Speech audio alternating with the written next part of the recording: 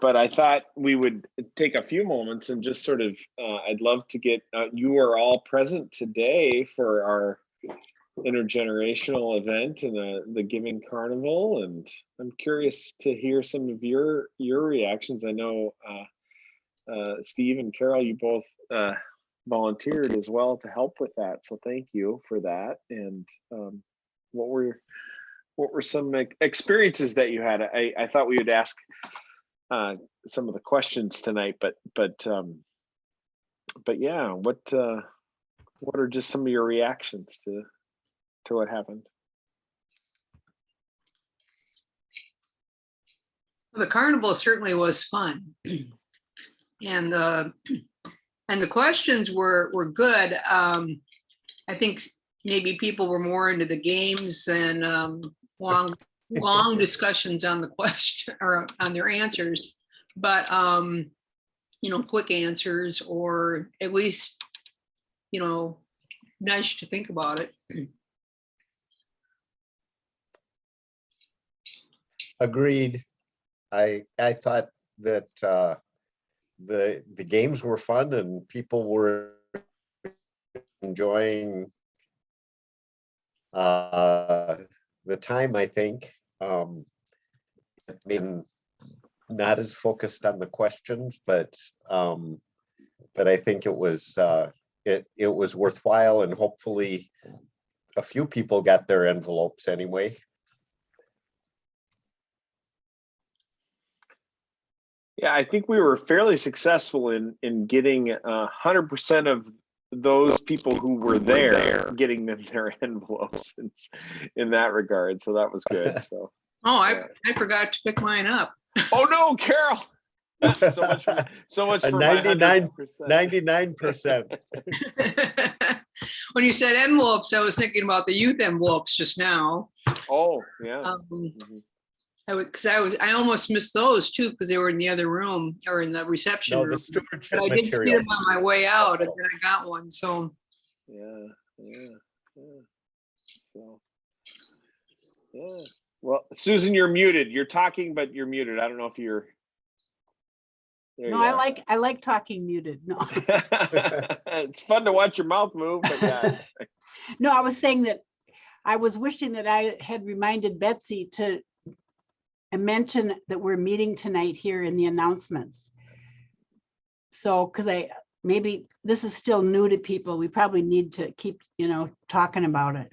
Yeah, in our little the planning document that we share to sort of sketch out worship stuff, there's a place where we put announcements, and I had put something there. There's sort of a standing spot, but I don't know if she didn't pick up on it or whatever. But oh well. And I was sort of, my mind had drifted off thinking about what was coming next, and I wasn't really paying attention. I would have jumped up right. Sort of said something too, but yeah.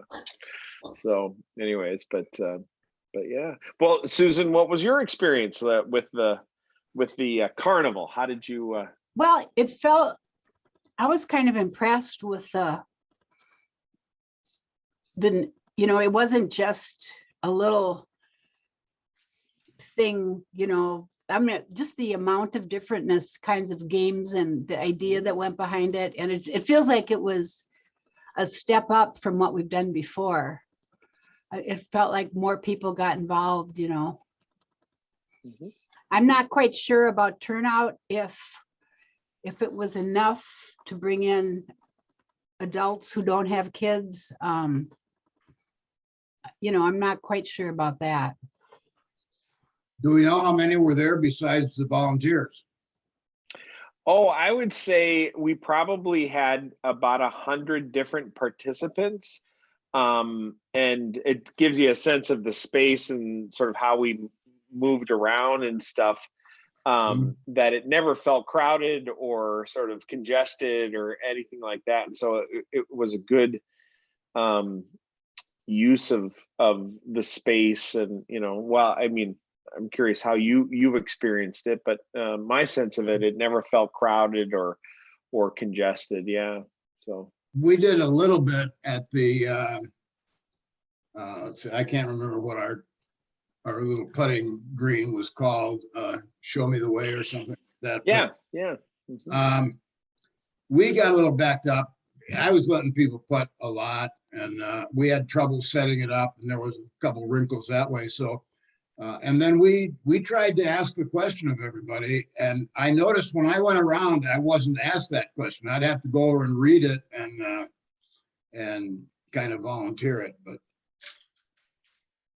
so ours got a little backed up, but I think that was operator malfunction.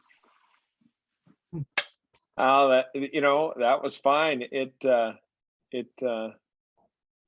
definitely worked. People were over there, and probably that little putting game was probably that and standing up the bottle were probably the two hardest things to accomplish in the whole as far as the games went. That. I want to tell you something about that rollerball thing. When I walked around before it started, we were there 15 minutes early or something like that.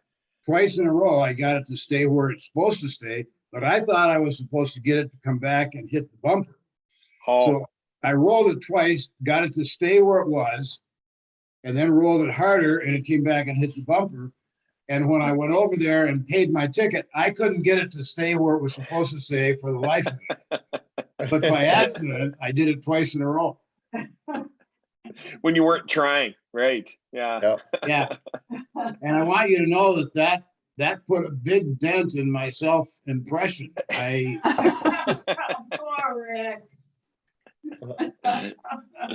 does anybody else on this call think that Pastor Peter was talking directly to them other than me today for his sermon? He was putting the wood to me. Oh, Thank you, brother. I need it. Sure, yeah. Keep it up. Rick, my confession is the only person I preach to on Sunday mornings is Paul Sponheim. So he's really the only person who's found permanent lodging in my brain while I'm thinking about a sermon. So, but Does he give you feedback? pretty regularly, yeah.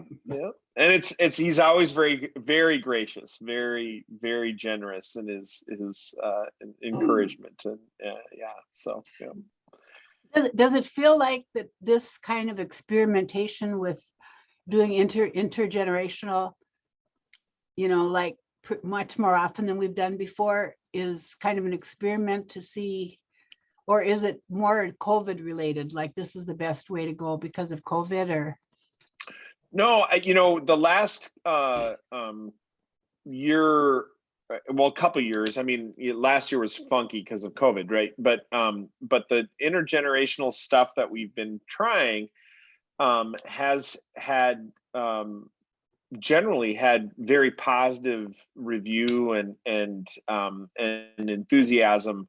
And so there was as we were doing our planning for this year, and using some of the feedback we received from the surveying we did earlier, we made a conscious decision to try and plug in a little bit more of it. So to kind of take it up a notch, and so we've scheduled a little bit heavier relative to at least the fall calendar. We don't have the spring measured out yet. And so there was the activity which we did 3 weeks ago, sort of at the outset of when we changed the schedule, and we had the first day, and then where we did the hymn sing and we made the name tags and things like that. And then we had today, which was a much more elaborate experience around this time together. This, the unfortunate thing was, and part of it was knowing that this was MEA weekend, knowing that we probably wouldn't have as big of a turnout for Sunday school.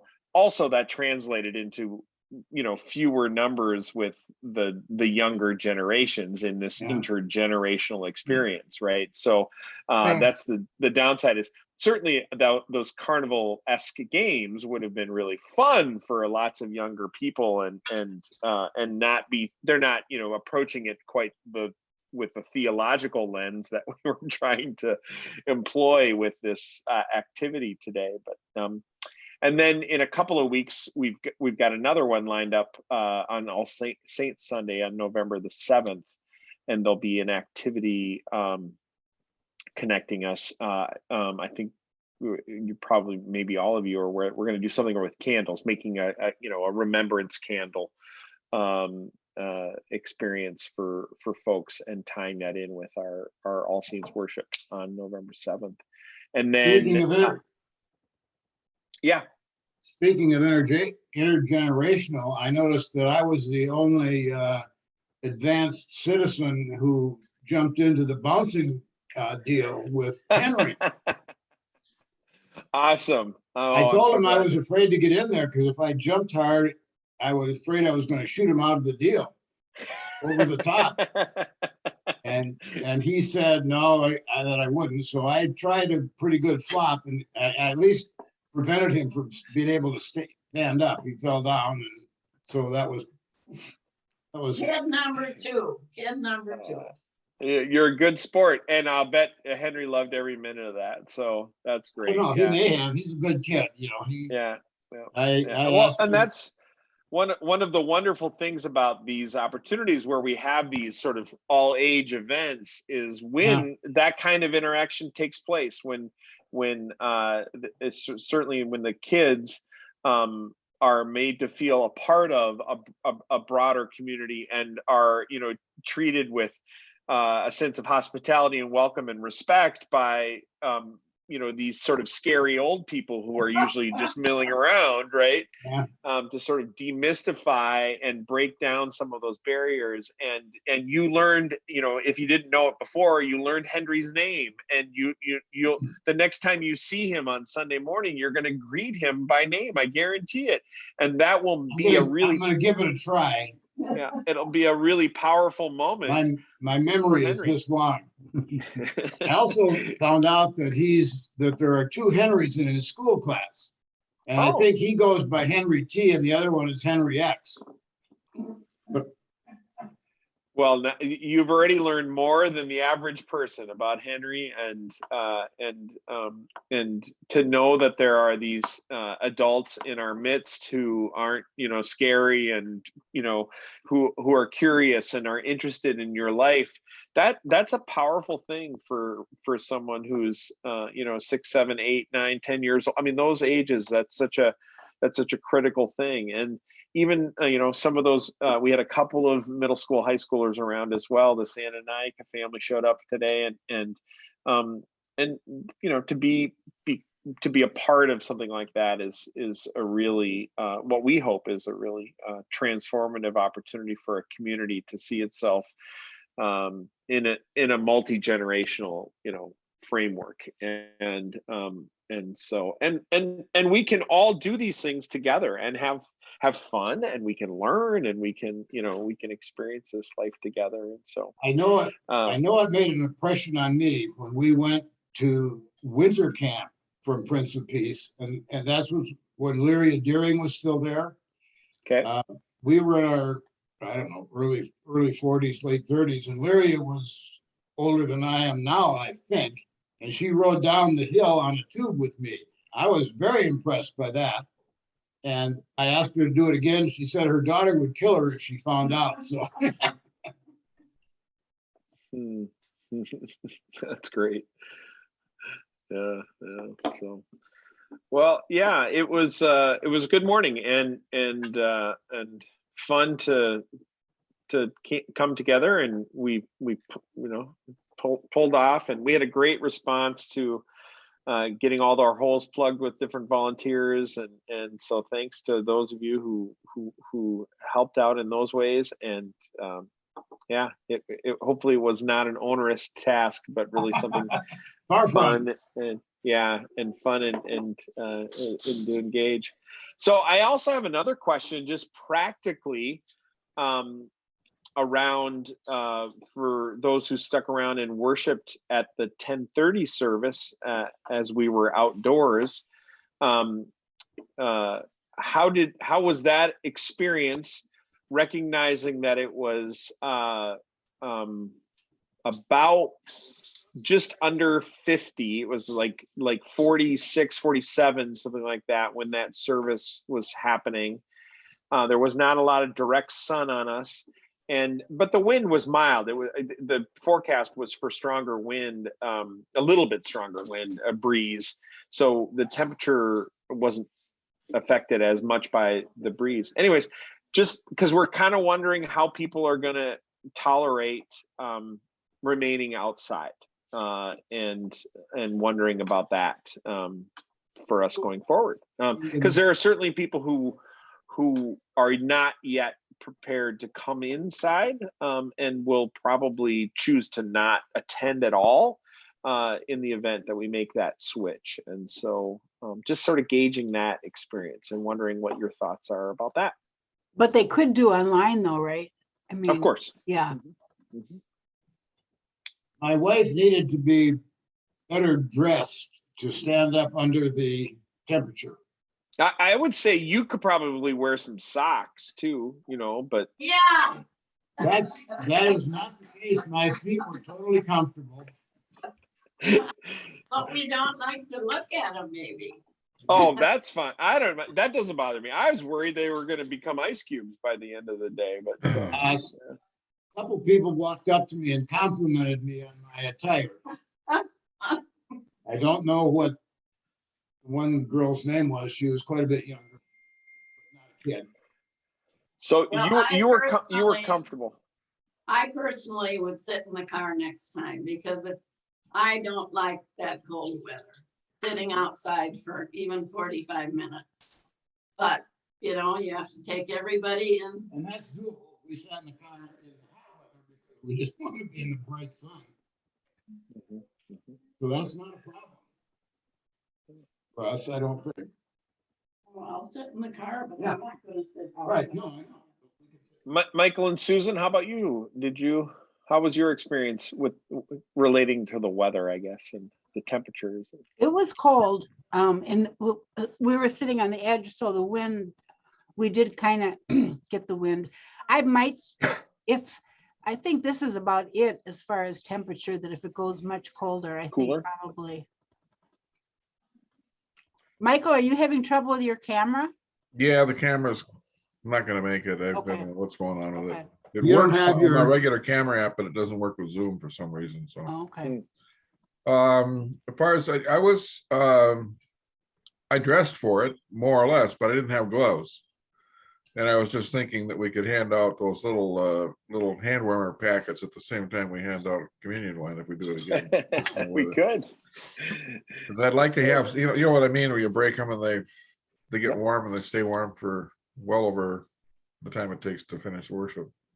Put them in your gloves or in your pockets. Yeah. Mhm. Or just hang on to them. I had trouble because I wore a dress coat and I couldn't get my hands there. The pockets are sewn shut, so I had no way to put my hands in my pockets. So I had no gloves, and but I kind of scrunched up, and everything else was fine. Had my hat on, which was a couple people remarked that they didn't realize that I would that I was that kind of person that would wear a Western hat like that. My So granddaughter was cold. there's a whole other fashion opportunity Yeah. relative to cold weather. Yeah. Mhm. Yeah, there is. Yeah. Where Carol, how- we could hand out silly caps with ears on them. Carol, I'll confess. Did you stick around for the second service? I was just at the first service. Oh, okay. Yeah. And Steve, you didn't stay for the second service either. No. Yeah. But So the as reason I'm why muted. why I wanted the first service was because of the cold, and I figured since I woke up, I would and could make it to first service. I mean, I usually go back and forth anyway. I mean, I try to go back and forth just to see people and whatnot. But I thought this was a good day to not go to the second service. I think Tony would not have been real happy outdoors today. But I don't think it would have been too big a deal for me if I had a jacket along, but I didn't bring one along because we were going to be inside. And we just prefer the earlier time Mhm. It's not the setting that drives us away from being outside. It's that we prefer 8:30. So Yeah, it's interesting. The the overall, just the attendance continues to be stronger at the later outdoor service compared to the earlier service. Although today, partly because we had there was a little bit larger musical ensemble. I guess it was just 4 or 5 folks, and plus that brings their spouses or something like that along. So that was probably one of our better attended early services this morning. I didn't see how many people were tuned in live during the live stream, um, but the experience was but outdoors there was still a healthy crowd. I don't have the exact number. Somebody does count, and I haven't seen it yet, but anyway, so just sort of wondering about that. I'm grateful for your feedback and thinking about that. But today was the start of our series, Build Us Up, based around our annual giving campaign, and all of these things are all tied together. And Pretty sneaky. right. So hopefully, if you didn't yet, open up that. We know Carol didn't, because she left hers at the church. Grab her annual the campaign information, description stuff in there. But they're sort of we're even though this is spanning 4 weeks, we're focusing on 3 Sundays, this Sunday, next Sunday, and then 2 weeks after.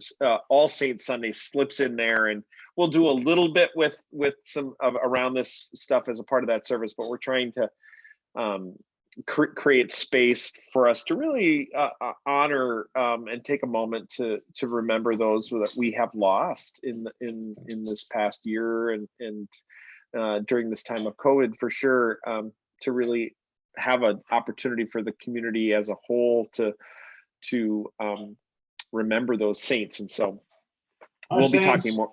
Our saints are the ones Sandra and I put in are long lost. They're not. Yeah, no, and many have done that as well. We do both. We solicit names of like the ones that you've submitted for anybody. Who is it that's part of your cloud of witnesses and saints that you want to remember and honor in this moment? But then we also name specifically those that we have lost, and their full names will be a part of our cloud of witnesses, and we'll name them as a part of that service on the 7th as well. So there'll be a variety of different things that occur around that, but yeah, so in the midst of this season of thinking about generosity, we used the lectionary, the narrative lectionary as it's laid out to help shape and guide some of this conversation, but it sort of led itself to thinking about how we are called to be the church, and how we respond to God's invitations to participate in God's mission in the world, through these sort of 3 key elements. One is the people aspect, which we address today, hopefully, and thinking in particular about how God calls us to be leaders, and God calls people for a variety of reasons, not just because they're good looking, although the Bible sort of recounts a variety of texts, and not only David's, but Saul's and others, about how impressive physically these leaders are. And so it was an interesting thing to consider. But I hadn't noticed that in reading those stories before, and it sounds like somebody from Hollywood has gotten into the action. Right. Yeah. So, but clearly God recognizes, in the text that we had for this day, God recognizes that there is more to this, what we look for in those who are called to lead, who are called to offer leadership for the sake of the church and for the sake of God's mission, that it's rooted in a place that's deeper than just our imagined, or what we could imagine about somebody based purely on their appearance or what we can learn from them from an outward perspective. And then the next week we'll get this text about building of Solomon's temple and Solomon's so David's son who gets the commission, if that's the right word, to create the temple, which is such this longed for presence of God. And really, what does the temple serve, and how does the temple offer? What does the temple represent? And the challenge that we have as the church is we're so fixated on our building and our structure and our physical plant, and the wrestling that we often do in the church is reminding ourselves that we don't worship the building. The building is an important place, but it's a place that captures and contains something that matters to God and matters to us as God's people.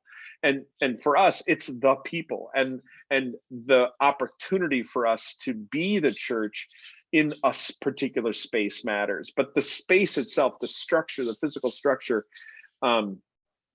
we got to be careful that we're not worshiping the building, right? And so a great opportunity for us to talk about how the church is resourced, and what is the church a tool, or is the church the facility a tool, or is the facility the thing that we point to and say that's my church? And so a good opportunity for us to have that conversation in the midst of recognizing that we have deep needs about this facility. We have got some really pressing concerns in our midst around our roof and our infrastructure, so that if we want this tool to remain useful for us in the future, then we have some work to do. And then the last week, the opportunity for us to think about the calling to be in partnership beyond our walls and beyond our neighborhood even, and to think about how the church can expand its capacities in forming relationships with others to go about this mission of God and to be called into a bigger story. And that'll be a great opportunity for us to hear and think specifically about some of our work that we do with our global mission partners, is what we're hoping to lift up on that Sunday, our last Sunday of this series, and that's Commitment Sunday for us. And we're asking people to return their commitment cards and make their pledges for the coming calendar year on that Sunday. It lines up well. Historically, that's the Sunday we often have our Tanzania dinner. There's different planning around that and different things happening to help us raise the funds to support our scholarship program that we do with our partners over in Tanzania around that. So a lot of that's still in development, and so I don't have much to share in that, other than to get us thinking beyond our walls and beyond our sense of who we are as a community, but to recognize that we have opportunities to be the church in ways that can be profound when we partner with other people in the places where those partnerships matter for us.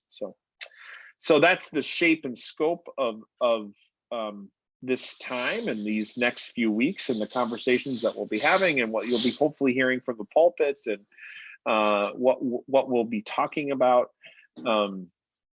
and hopefully what you're doing in your discernment as different families and households, thinking about how you could support the work of this church, both with your with all those things I talked about today, with your time, with your talent, and with your treasure, and thinking about that. So I'm curious, early reactions to some of what I just talked and shared with all of you there.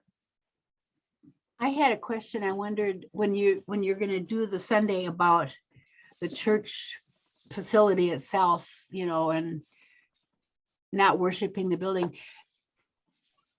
Is there I guess I'll just say I was I'm kind of hoping that maybe that all the work that the affordable housing did to figure out about our property, you know, and about what we're going to do with all of that, is that not that we have to go over that, but just almost like still keeping that in the conversation somehow. Like that there are other thoughts besides, I mean, I know it's complicated because I know we need to fix the church and all that, but there was so much enthusiasm around that whole issue, you know, and I think they're kind of at a stuck point right now. I mean, maybe just even mentioning that in the story about what our options are. You know, we had a discussion specifically about that. I don't remember what that was labeled, but we were talking about that. And I don't remember who said it, but somebody said, you know, if we didn't have this big gift from Rose, we would fix the roof, right? So I took it that he kind of was saying, we don't want to just take it and commit Rose's money to it and let it go at that. And I strongly agree with that. I think the congregation needs to maintain its facility. And using an extraordinary gift like the one we got from Rose for that, I think is a cop-out for us.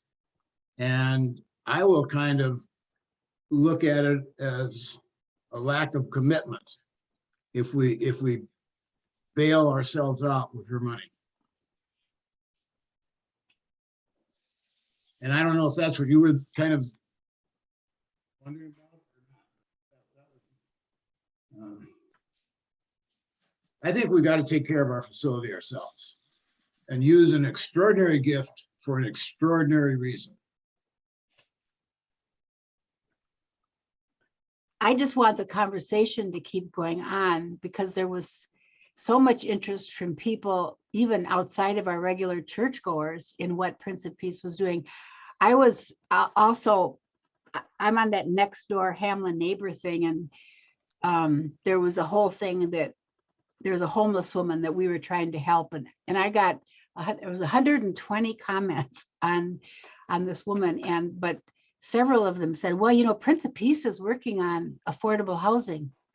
You know, so somebody call them and see if maybe they could, if they know anything about finding a place. So it's kind of gotten out a little bit that, you know, and again, just continuing the conversation. I kind of, my head was going several different directions when you were laying that program timeline out, Peter, but since this looks like the education committee here, the adult education committee, and I missed the last thing, but I came in kind of at the end of it, and I think and Peter, you weren't here either, but we had talked about December 5th, I think it was, being able to do something on laying out the financial overview. Does that ring a bell with people? I'm seeing some blank faces there. I'd have to look it up again. Do you remember, Carol? Yeah, I'm looking it up right now Yeah, too. okay. I'm gonna update the chart after this Zoom session because of the information that's come in from both Peter and Steve, but I think that was the synodical. the synodical initiative on liberating structures, caring, generosity, faith, learning, relationships, all that stuff. Oh, that's what that was. Okay. Yeah. I told you my head is kind of scrambled right now. Okay. The other thing that's going on is that the council, or I guess me, as part of the council, had been creating an expectation that we would do something this fall to figure out permanent funding for the roof, and that we would do that along with figuring out what the overall funding picture looked like for other initiatives and other obligations that we have. And we're kind of backing off from that just because of the question of how much the roof is going to cost and when it's going to get done is still on hold for reasons that are not really Prince of Pisa's fault. But we did say at the last council meeting that we plan to try to put together a kind of a model of what are the elements of our financial strategy. And that goes to that question of how much of Rose Dietzler's estate would we use for ongoing operations and how much for mission, that sort of thing. Anyway, I'm just laying that out there because I don't know how that's going to get worked into the consciousness of the congregation exactly. It doesn't seem to get through if it's just, written communications here and there.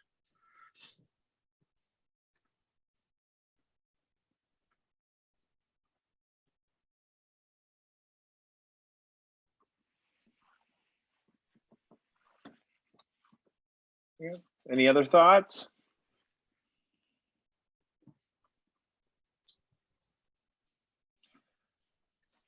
I think it's, Go ahead, Steve. I think it's always part of the challenge in pursuing any initiatives that you have some people who are about 10 steps ahead and a chunk of people that are kind of behind but kind of aware, and then you have another good proportion of people that are just almost not aware and not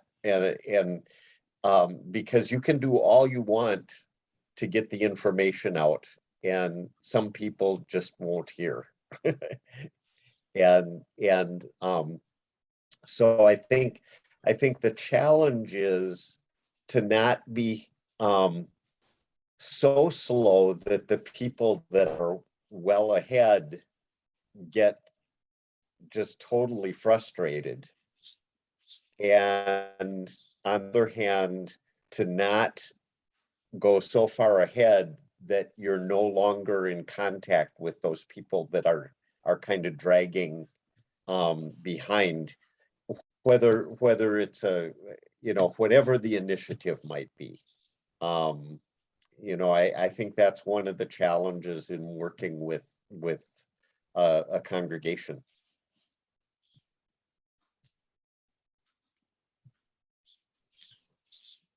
For sure. Pretty familiar to me in all the congregations that we've been in. It seems like the budget thing is always a boogeyman. Well, I know the last parish I served, and I don't like to get into that reminiscing per se, but when I first got there and started meeting with groups of people to talk about where they were at with ministry and what they saw for the congregation, what their hopes and goals were, there were people talking about building a building, either an addition at that point, preferably a significant addition at that point.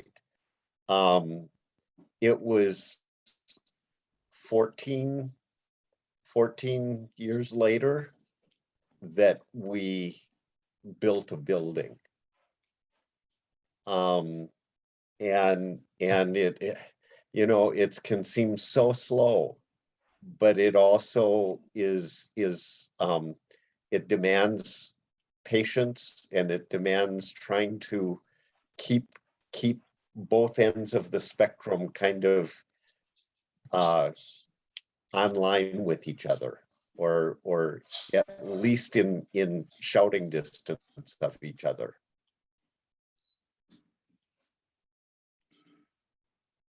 Yeah, that's true.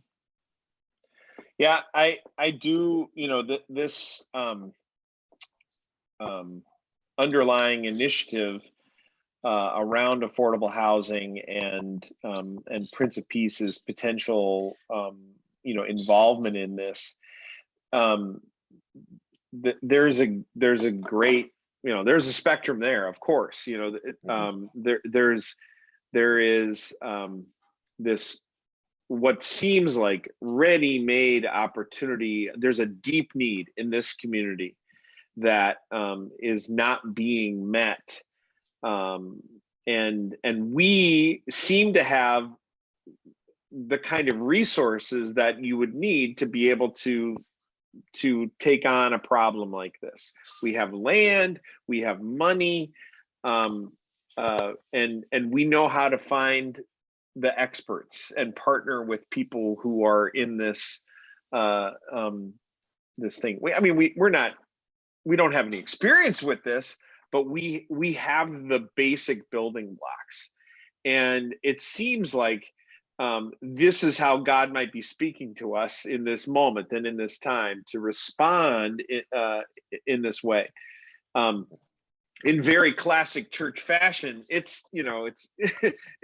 moves along in fits and starts, and it takes a while to bring significant numbers with you, and people, and there's always going to be those people who are just like, this is the dumbest idea ever. I can't get on board with this, and I just think we're wrong. And to be forced into those conversations in a church where we our natural sort of operating style is we just want everybody to get along, and we don't want to argue about anything, and boy, why would we introduce a topic that would create that kind of conflict when we could just, isn't the easiest thing just to just not talk about that, or to not push that button, or that kind of thing. And so this is big time church stuff, big time church community of faith, wrestling with the reality of the world that God has placed us within. And as a leader, I'm very interested in pushing the congregation to a place where it can be actively engaged in this conversation. Doesn't mean it's going to result in a high-rise apartment building across the parking lot. That's so far down the road that from where we sit today, but I want to make sure that we continue to have this conversation, and that we keep working in this stew of this time and this conversation and this wondering, because even if it doesn't result in us using our particular property and our particular resources, our people who are a part of this community will recognize and be changed by the fact that they know that this is an issue, and this is an issue for this place and for this time, and the people who are trying to make Roseville their home, and they can't afford this to be a place that that they want to be able to come in and thrive. And so even if that's all we end up doing in this process is moving people's perception around this, then I feel like we're doing good work. But oh man, it's exhausting to do this in the middle of a pandemic. Yeah. Right? And I get it, and kudos to the team for having met pretty close to every week since this journey began, that they have remain committed and faithful to keeping this conversation going and not letting go of the possibility that God is asking us to respond in this time and in this way. And so, hopefully we can keep coming back. And so, Susan, yes, I think we need it, talking to us as an adult education committee right now, we need to constantly be looking for opportunities to put this conversation in front of people, and to keep coming at it from as many different angles as we possibly can, because that's what it's going to take. It's just going to take the constancy of that for people to recognize that this is a deep need within our space. Are there other deep needs? Yes. And I don't want to say we can't also have those conversations. I mean, we haven't fixed racism, by the way. And not that we're going to. I mean, I'm speaking facetiously, of course, but but there are other big needs, and God needs us to be active and be thinking about how we can be tending to other questions, and we will. But there seems to be a particular opportunity, and I think I spoke to that in my sermon a little bit today about where does the world's big need meet our gifts? Where can our gifts align with what the world needs? And for right now in Roseville, it seems like this is an arena that we're being, it's just the light is shining on this area for us, and making us ask really good hard questions around this. And so, And I think that any big decisions like that need to be weighed against the question of what our core values are. And that's something that this Liberating Structures group is looking at. We have those 5 values or words that describe our values, and that's what that subject would be of that Liberating Structures session on the 5th of December or whatever. But how does affordable housing reflect our emphasis on relationship? How does it reflect our generosity? How does it reflect our commitment to learning, our faith? And what was the last one? There's another one. But anyway, Relationships. and if it isn't those particular 5 touchstone words, what are they? And we almost need to solidify that shared identity so people really, believe they're part of it before we can get consensus on some of these bigger decisions. Was that questionnaire that went around that we all kind of fussed about asking tough questions to answer, was that related to this liberating project? Yes. yeah. Okay. Michael, do you want to talk about that, or? Well, the vitality survey, I think that's what you're referring to. I think the staff had done another survey kind of on the same timeline, but the vitality survey was the one that asked a whole bunch of questions about how you viewed our leadership, our mission statement, things like that. That was prepared by other folks and used in other contexts and given to us to use by the Synod. We didn't get a chance to shape that. I have some questions about its real validity, just because when I did it, I had trouble answering some of those things. So I didn't think I had the knowledge, and if I didn't, there must be a lot of other people that didn't. So I kind of questioned whether what the output, the metrics of it were really valid. But as a way to communicate what we should be interested in doing, I thought it was a really good tool. Yeah, And my then thought- ultimately, well, just to follow up, that ultimately the council that's engaging this liberating structures process, then subsequently, after reviewing the assessment, the results of that assessment, that congregational vitality survey that we were talking about, we're doing other work, and we're looking at all these different inputs of whether it was that survey or conversations that we're having, or some of the historical other stuff about the church, and we did an exercise where we tried to name values. What are the 5 kind of top values that this congregation holds above other? The list of potential values is 100. And we tried to, we narrowed that down to 5 that said, like, this feels like the 5 values, and that's what Michael was just referring to. And I should have those more readily, but the number one amongst the planning team, or the council team that was working on this, we really hit on this thing about the relational aspect of our expression of this community of faith, and how relationships matter so deeply to us. And so we hold that as a value, that we want to be in relationship with the people that we're connected to here at the church.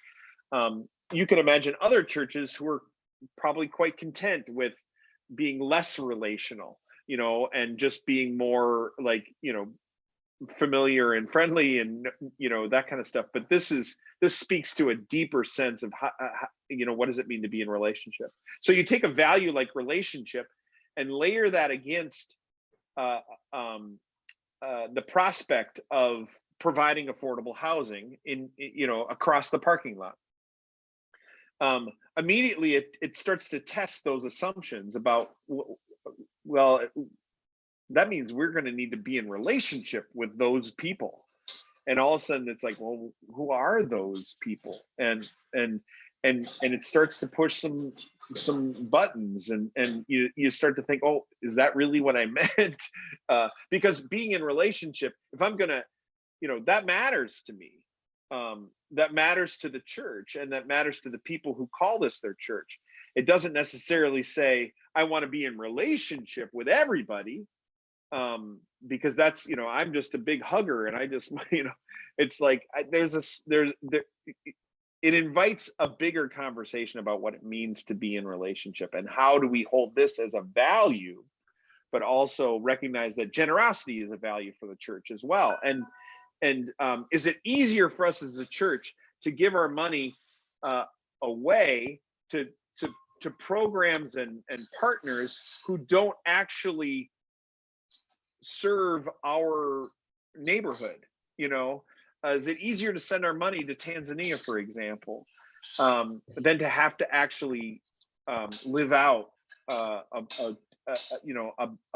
mutual relationship with those people? Now, I'm just using that as a broad example, but the congregation is very generous. We hold generosity high, but what does it mean to be generous and to also be in relationship?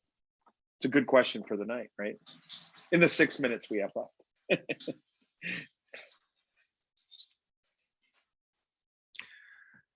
Back to today's exercise, I'm wondering how you, in the conversations you had and overheard, were the faith questions that accompanied the games taken seriously? Do you think that they made people stop and think? What was your reaction to them? Are you asking me or Asking anybody? Oh, I think it provoked, I don't think it created a lot of deep thought. Most of the answers that I heard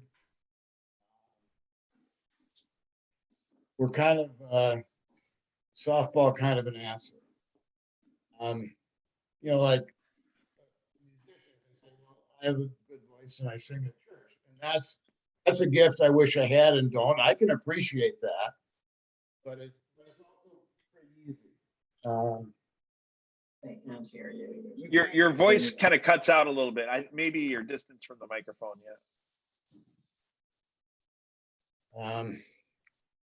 Well, I don't know what you did hear, what you didn't hear. To me, I think the people who responded did it pretty lightly. I don't think there was deep thought to it.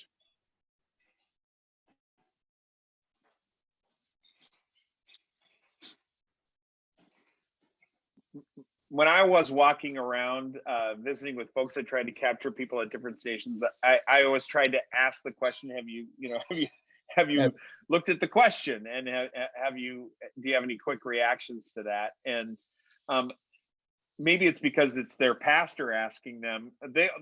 I got some good responses. I mean, people were willing to engage that conversation around those questions for the most part. And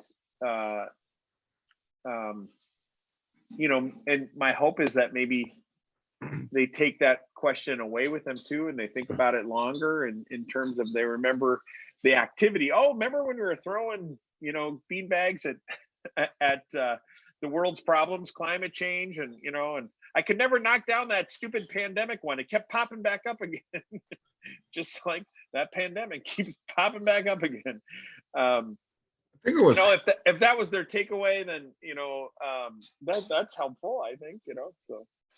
I think it was refreshing or kind of almost surprising to hear people that I never hear ask me anything or say anything, ask me a question about faith.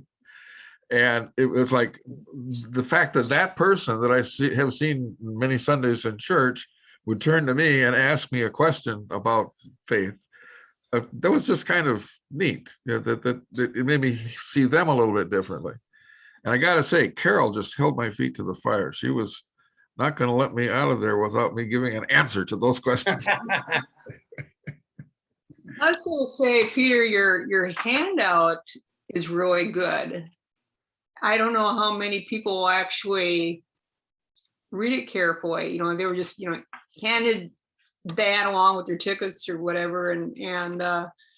But you know, you're setting up, you know, you were talking about, you set up a story for each game, you know, and that shows up here and along with the questions. And if people would really read this when they go home, you know, then, you know, maybe we've done our job. But just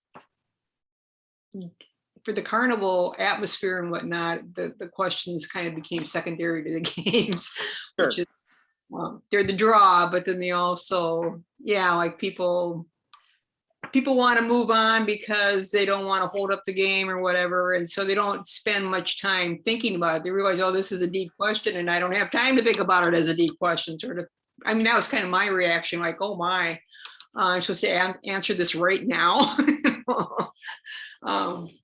I felt I had some good answers myself, however. I enjoyed talking to the people. And I think pretty much every person that I talked to gave me an answer. And like you say, for some of them, I think it took a while to think about how the skill that they have might be a positive thing for them. So I enjoyed it a lot. Maybe I was at the right question. I don't know.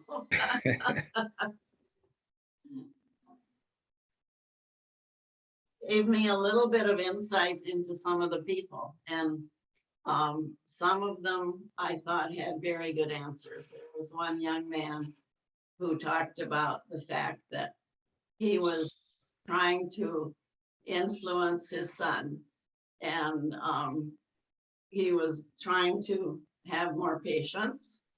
And, you know, it was a very good thought, I thought. So I was happy with mine.